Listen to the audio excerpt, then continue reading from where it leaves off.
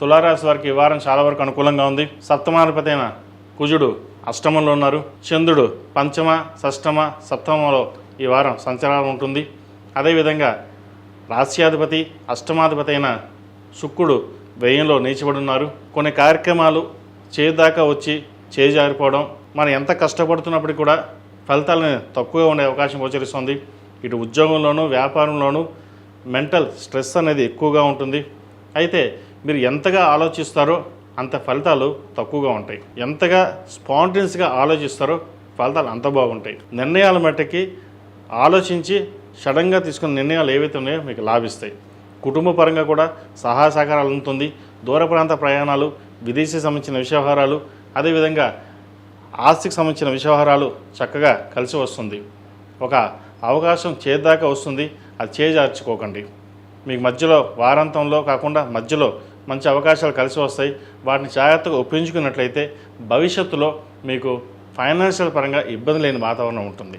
అదేవిధంగా తృతీయాధిపతి షష్టమాధిపతి అయిన గురువు దశమంలో ఉన్నారు వృత్తిలో. లాభాధిపతి అయిన రవి కూడా వృత్తిలో ఉన్నారు.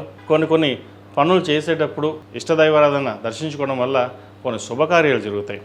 ముఖ్యంగా వివాహ సంబంధించిన వ్యవహారాలు, వివాహం కాని వారికి మంచి సంబంధం కుదరడం, సంతానం లేని వారికి సంతాన ప్రాప్తి, చక్కటి శుభవార్త వినే అవకాశాలు గోచరిస్తోంది. బంధువర్గంలోనూ అదేవిధంగా స్నేహితుల్లోనూ మంచి చక్కటి పేరు ప్రఖ్యాతలు ఉంటాయి. కష్టం తగిన ప్రతిఫలం ఉంటుంది.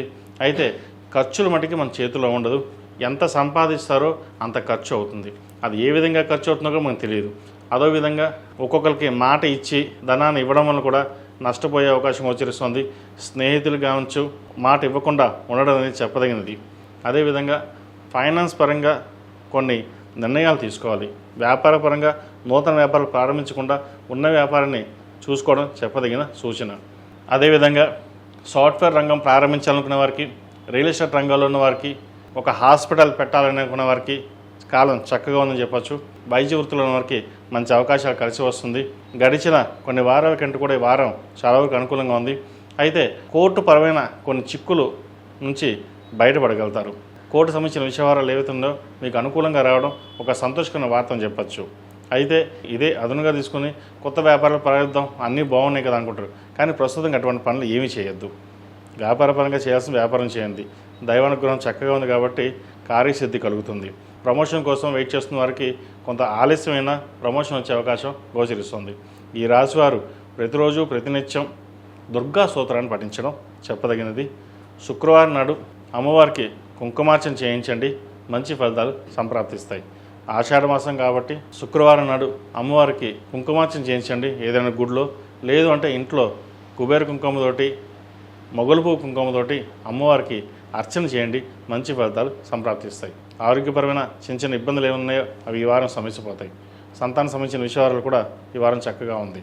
ఈ రాశివారు ప్రతిరోజు ప్రతినిత్యం ఓం నమో నారాయణతో దీపారాయణ చేయండి, మంచి ఫలితాలు సంప్రాప్తిస్తాయి.